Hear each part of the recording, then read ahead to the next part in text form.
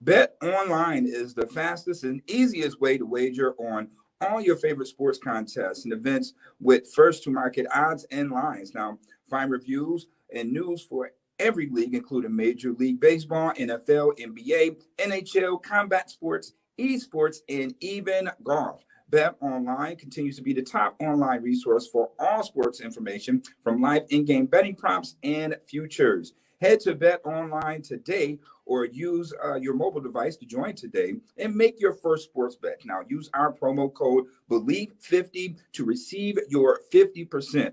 Welcome your bonus on your first deposit. Now, Bet Online is where the game starts.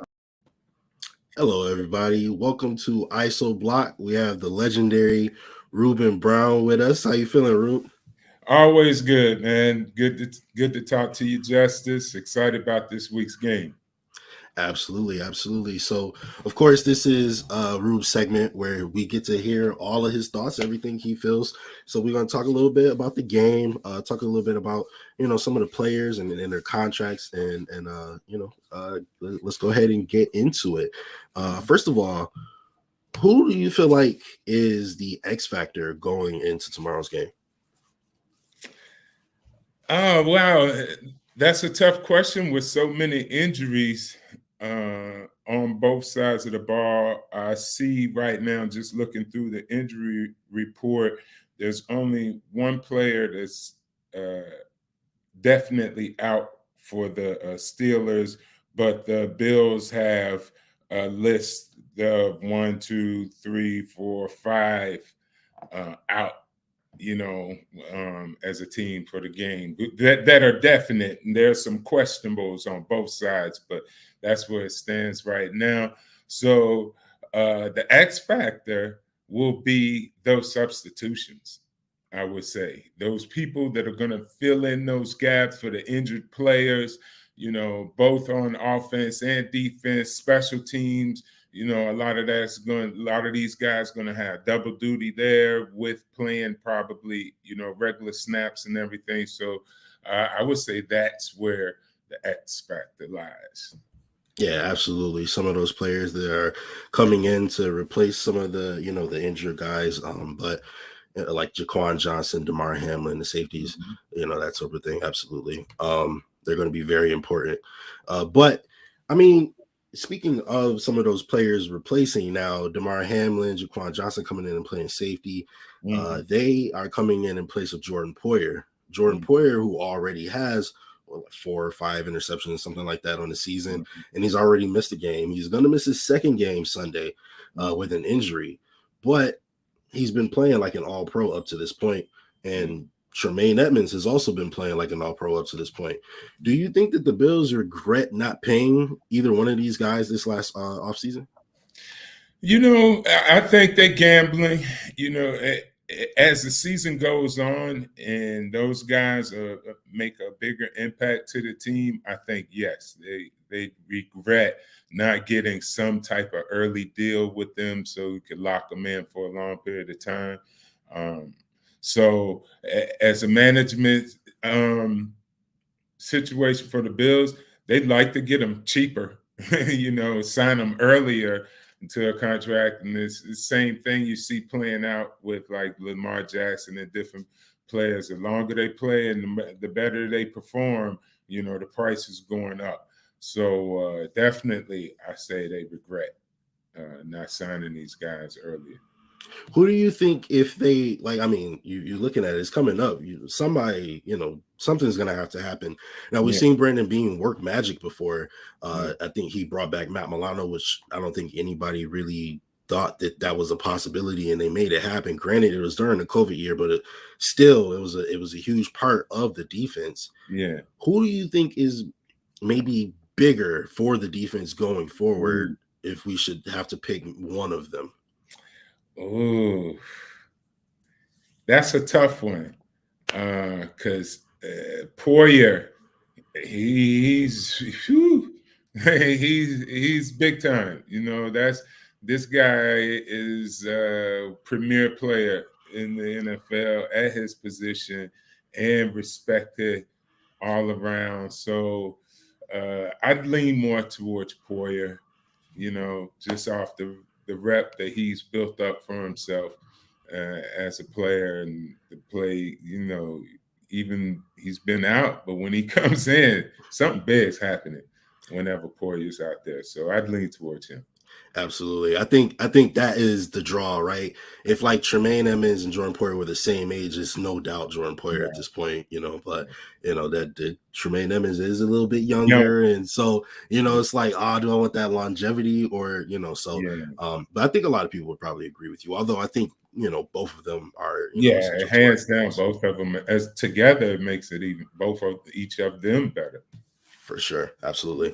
But talking more about the game that's coming up this Sunday, obviously Kenny Pickett is going to be getting his first NFL start. Last week, he got a lot of the playing time versus the Jets. He was 10 of 13, but those 3 incompletions were all interceptions. Mm-hmm. So, not a great performance, but, he was said to have provided a spark. And, the Steelers team is getting behind him 100%. Now he's coming in, maybe not versus the team you want to come in against or the defense you want to come in against. However, he does get a little bit lucky because we're without either of our all-pro safeties, right? Jordan Poyer or Micah Hyde. So, we're also without our all-pro cornerback, and we're also without our phenom rookie cornerback in Christian Benford. So it's a beat-up secondary versus a rookie quarterback. What do you think is like who do you think has the upper hand here? In some ways, I would say it leans towards the Steelers and Kenny Pickett. And the only reason I say that is because Kenny's not your normal rookie quarterback. I think everyone points out the fact that he's a little older than the normal rookie quarterback and may have a few more snaps, playing ball than the actual rookies that are in his class. So he's a little bit more mature, and I think that's why Tomlin is putting him out there. So on paper, it looks like Pickett, but here's the factor. In that Leslie Frazier defense, I think these guys will be coached up very well, and the supporting cast that they will have on defense, a la Von Miller and Greg Rousseau, will help them be able to be effective in their coverage when need be. And also, if they need to come on blitzes and different things like that, Leslie them going definitely have to call them, free them up and have them go after this young quarterback. Now that's where Pickett is young. He's young facing NFL game defenses. And some of the rookies that he's facing, he might be experience-wise more mature, but the field is leveled with the experience of the coaching staff over there with the Bills and the defensive coordinator, Leslie Frazier. So, at the end of the day, the advantage swings back over to the Buffalo Bills. Absolutely. Although I kind of want to like pick your brain on this, right? If you take a look at the Miami game a couple weeks ago, right? Tua didn't play particularly well throughout the entire game, but he did have one throw on it was like 3rd and 22 or something, and he threw a bomb down the middle to Jalen Waddle, right between Damar Hamlin and Jaquan Johnson, right? Yeah. The defense played well enough, although, our injuries had a lot to do with it and other, factors. They were able to stick in the game with us, and Tua making that throw was absolutely huge for his team, right? Mm-hmm. If you take a look at the Steelers game last year, their defense did a lot to mess with our game plan, and they held us to, I think, 20 points or less than 20 points. And so we know that Steelers defense is always going to be real. Mm-hmm. Do you think Kenny Pickett could potentially find himself in a position where he has an opportunity to make a play that, could change the course of the game? And do you think he is good enough to, capitalize on that? I think depending on the amount of pressure put on him, if he is not pressured and he can comfortably just make ordinary throws, completion passes, not asked to, hit a big one or, throw guys open, I think he could be dangerous for us. Because he'd be able to manage the game and throw the ball to the places where playmakers can catch the ball and make plays with him. So, but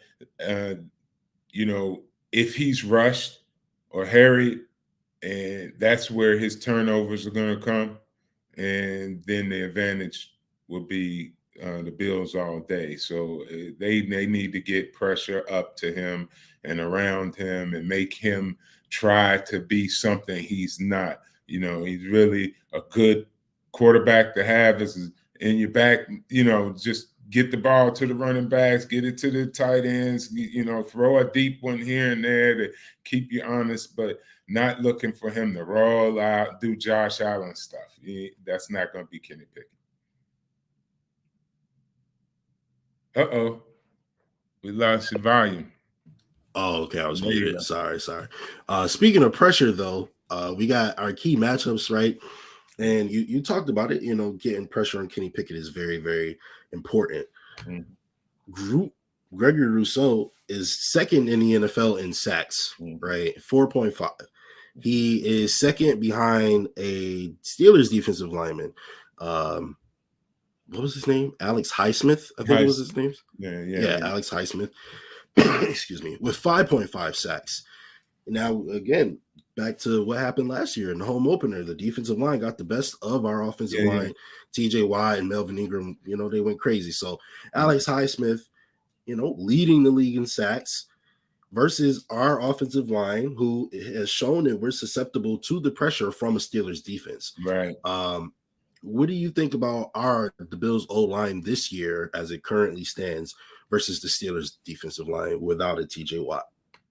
I think this is still, without Watt, is a very challenging defense for the Bills, to stay on point and on task with their assignments. The Steelers run a 3-4.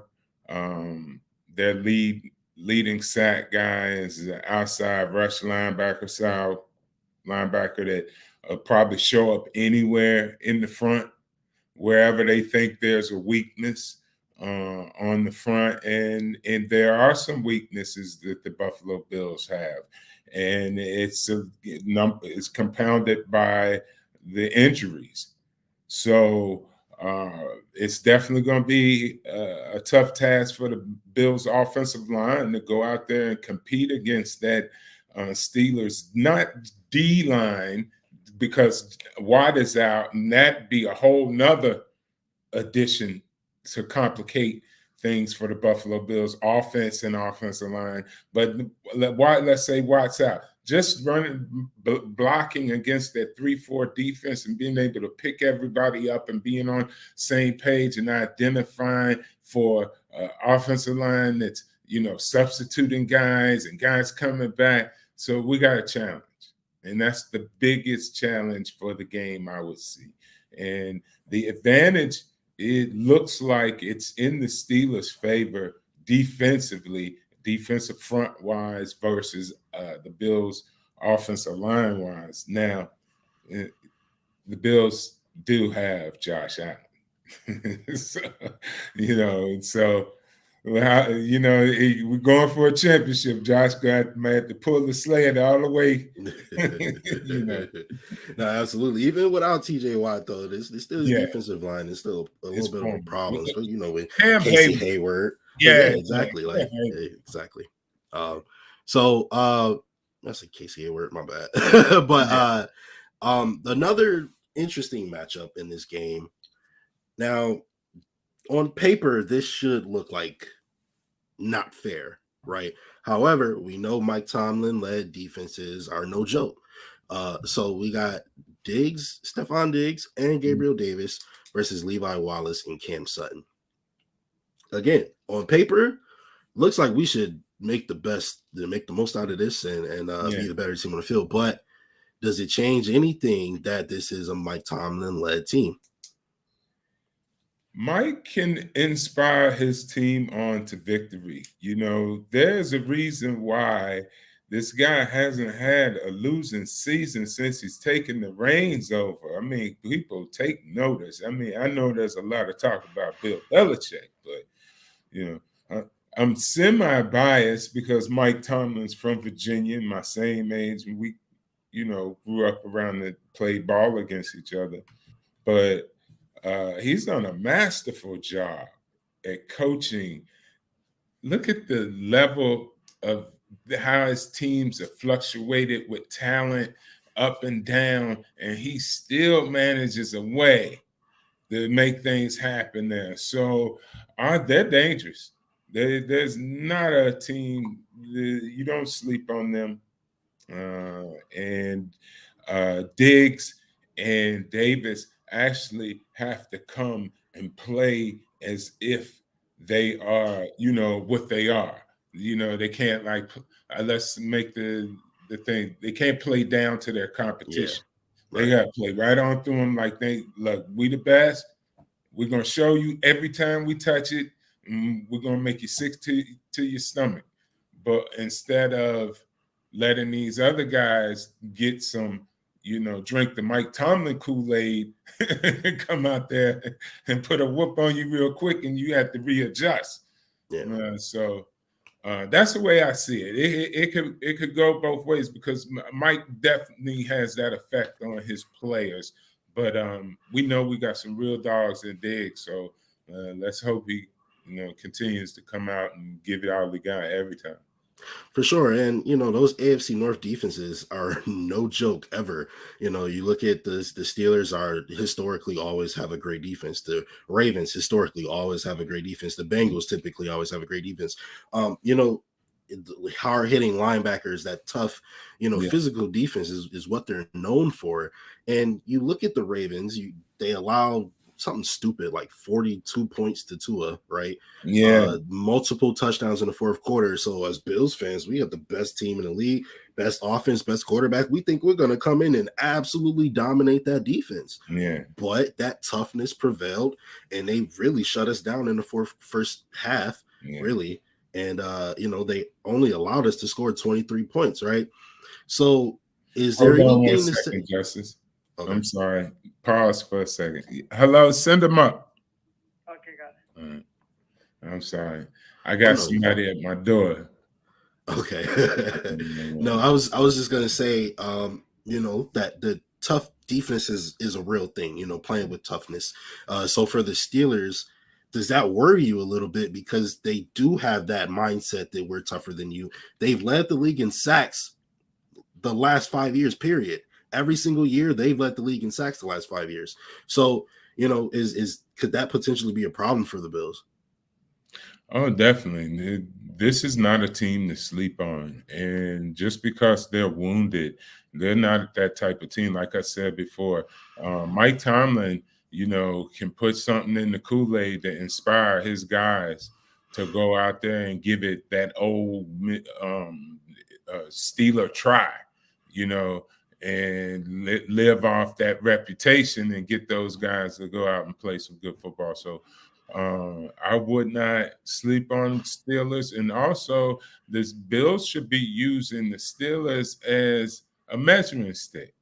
You know, hey, these guys always come out and play rough, rugged football and tough, fight tooth and nail. Let's go out and, you know, control this team. And if we control this team, we show the rest of the league that, you know, we something. So. Yeah, absolutely, 100%. Hey, Justus, can you give me a pause for about 5 minutes? Oh, yeah, sure. All right. I got to run and answer the door real quick. All right, no problem. Just let me know when you're ready. All right, hold on. All right, so I guess I'll talk a little bit about, you know, just how I feel about the game coming up. Obviously, you know, as a host, you kind of shape questions around maybe a little bit of your own biases, right? So, you know, when I look at what happened last year in the home opener, the Steelers came in And we just thought we were going to run ransack all over them and blow them out of the water, especially at home in our home opener. And, Melvin Ingram, excuse me. I mean, I don't know what he has against us, but he absolutely goes crazy anytime we have to, stand across from him. He wreaked havoc all day. TJ Watt wreaked havoc all day. Their secondary did enough to allow their defensive line to come forth and make plays. Cam Hayward is no joke at all. Like, he's a serious problem. So that is something that worries me. Obviously, they don't have Melvin Ingram. They don't have TJ Watt, but they still have Mike Tomlin. They still have that Steelers identity where, it's all about toughness and again, just being tougher than you.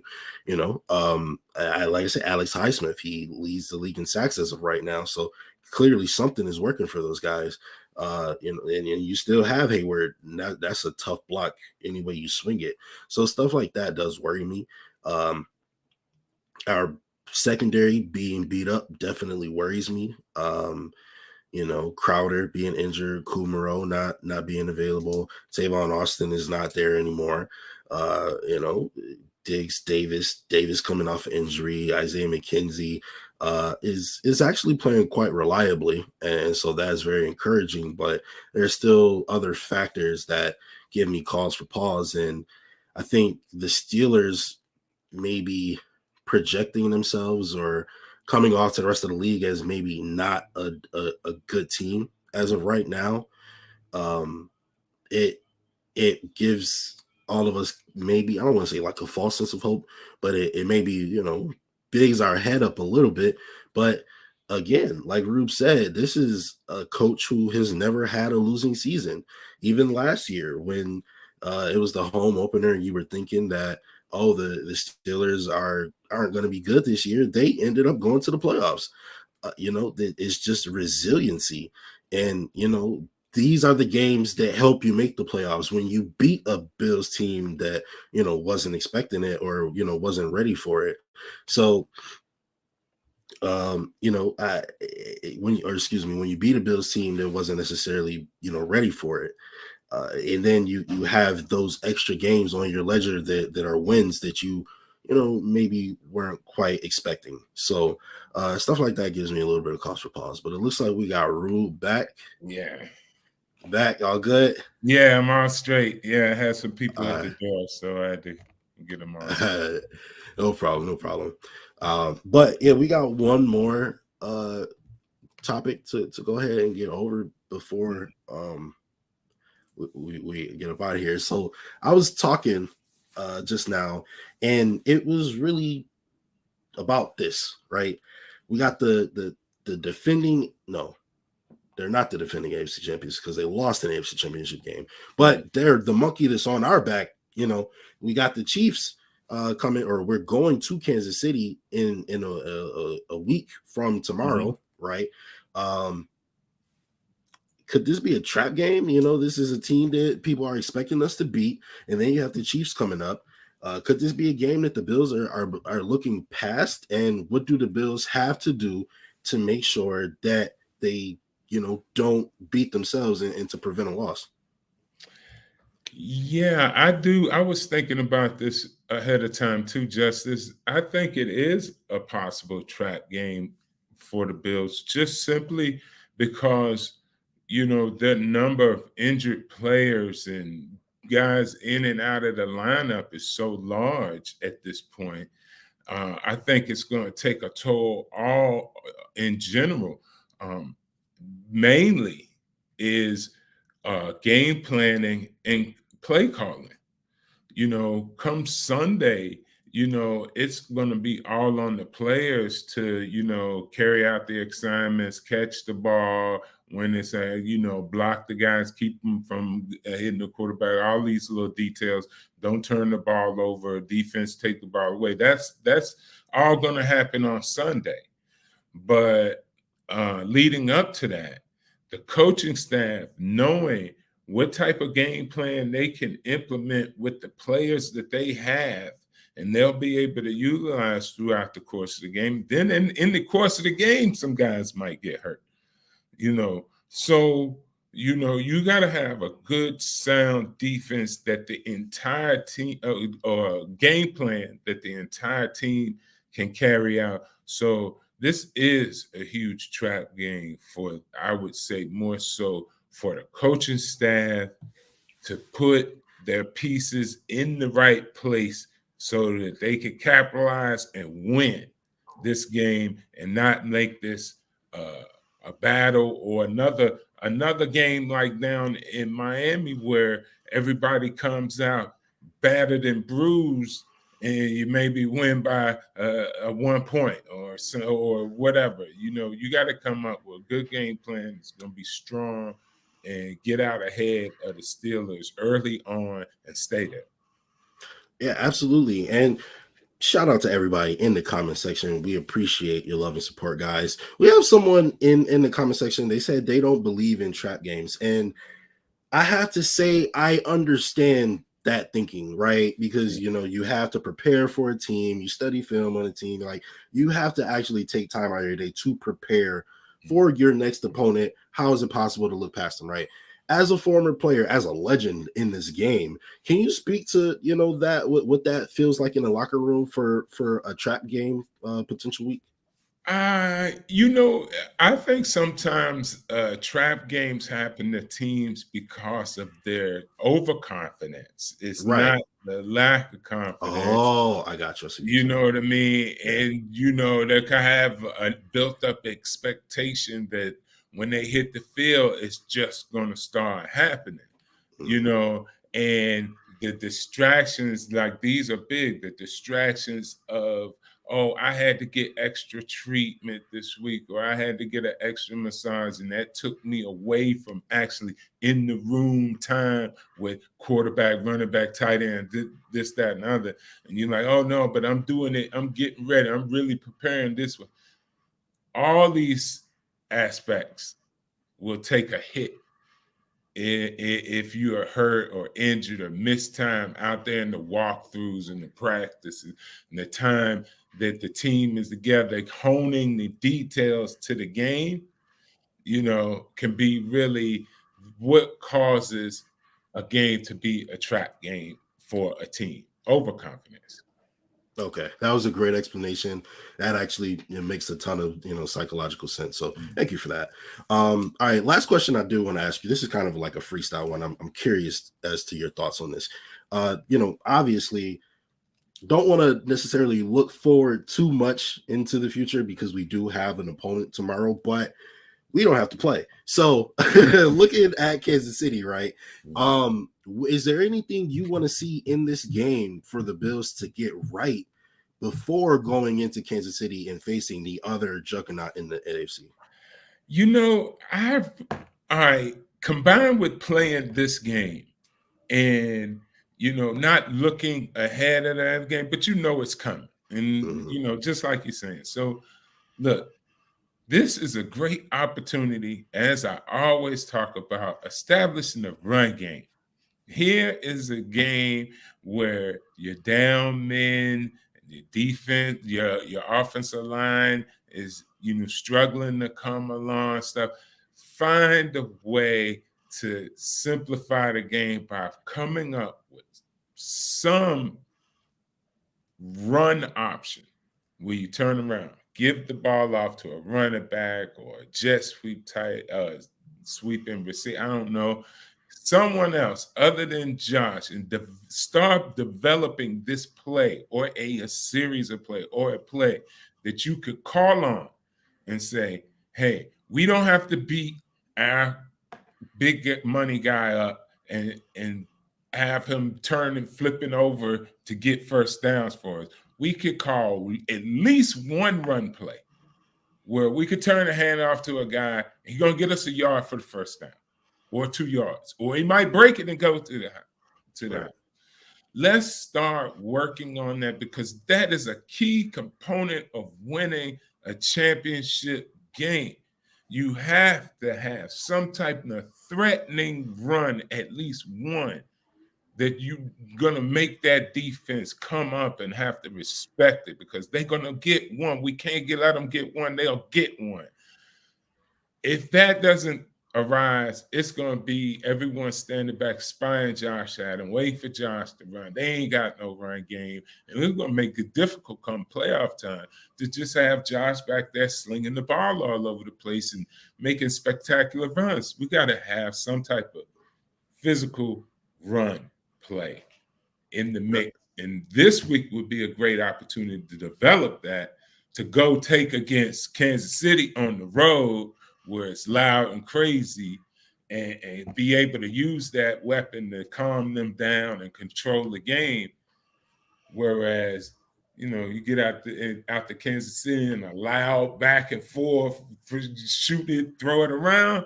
I mean, we should win, but it opens up some possibilities. Yeah. So let's get something, old reliable, bread and butter. One play. We can. They might know it's coming, but we get so good at it that we can run that joker and get that yard. And I'm only talking 1 yard. And I'm telling you, championship games will come down to inches. And if you got a play, you could dial up at the other defense looking at you, and you just let they come in with that play. And how are we going to stop it? If they get a yard every time they call it, that's just as dangerous as having Josh be able to break out of the pocket and go for yards. And I'm just thinking about preservation of a quarterback so he can throw it to the great receivers and skill players we got. For sure. Absolutely. All right. Final question, I promise. As a legendary offensive lineman in this game, what do you think is the ideal run scheme for this team? Like, as far as which running back would you like to see in the backfield, and what type of run style would you like to see this offense play to be most effective, for this dominant offense? I would like to see more of a double team man, straight downhill attack style, and mix it up with counter action in it. All right. I'm not a big fan of the zone sweeping stuff because not all the linemen had a athletic ability to run and get around and in front of these defensive linemen, because defensive linemen are real skillful.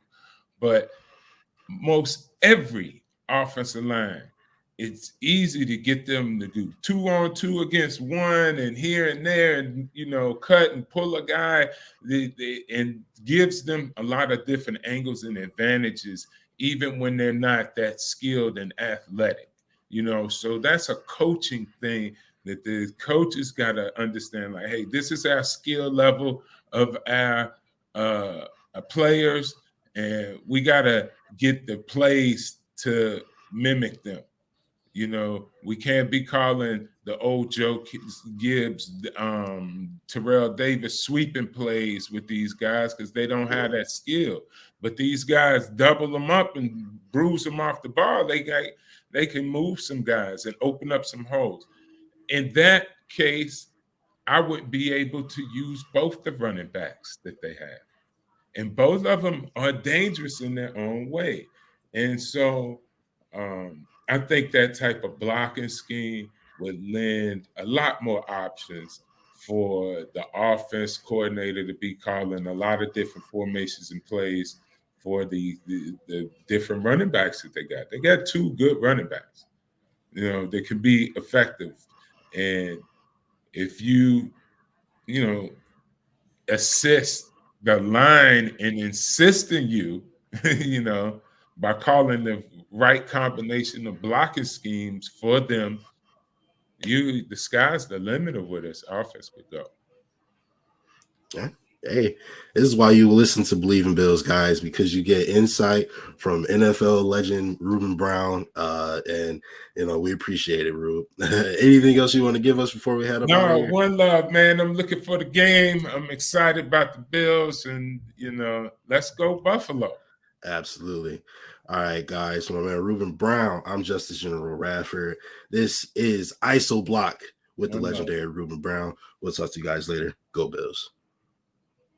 Bet Online is the fastest and easiest way to wager on all your favorite sports contests and events with first-to-market odds and lines. Now, find reviews and news for every league, including Major League Baseball, NFL, NBA, NHL, combat sports, esports, and even golf. Bet Online continues to be the top online resource for all sports information, from live in-game betting props and futures. Head to Bet Online today or use your mobile device to join today and make your first sports bet. Now, use our promo code BLEAV50 to receive your 50%. Welcome your bonus on your first deposit. Now, Bet Online is where the game starts.